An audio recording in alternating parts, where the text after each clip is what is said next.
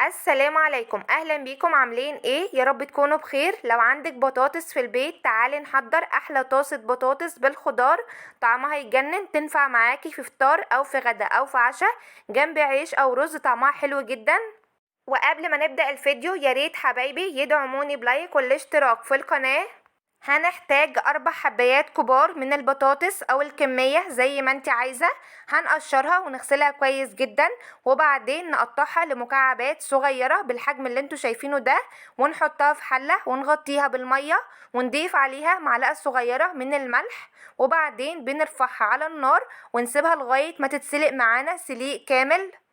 وبعد ما البطاطس بتتسلق بنشيلها من المية وبنغسلها بمية ساقعة، وبنركنها على جنب شوية عقبال ما نجهز الخضار.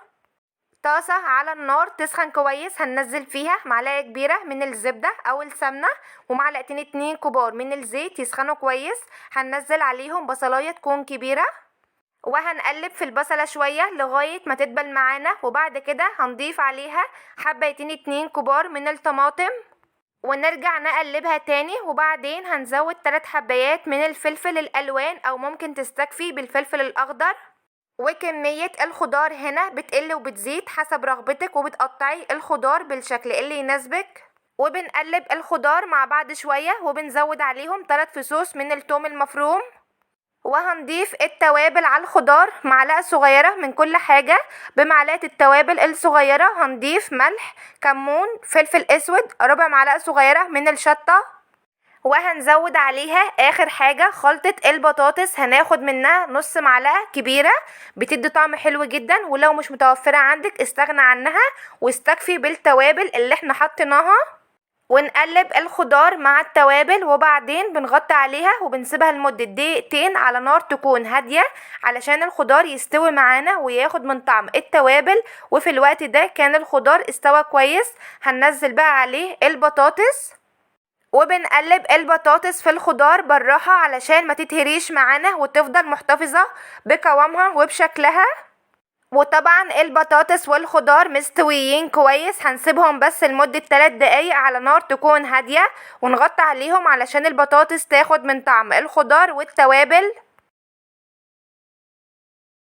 وده كده شكل طاسة البطاطس جاهزة معانا على التقديم. قد ايه ريحتها طالعة تحفة جدا، وشايفين الشكل بتاعها قد ايه يفتح النفس، بجد حلوة جدا، لازم تجربوها.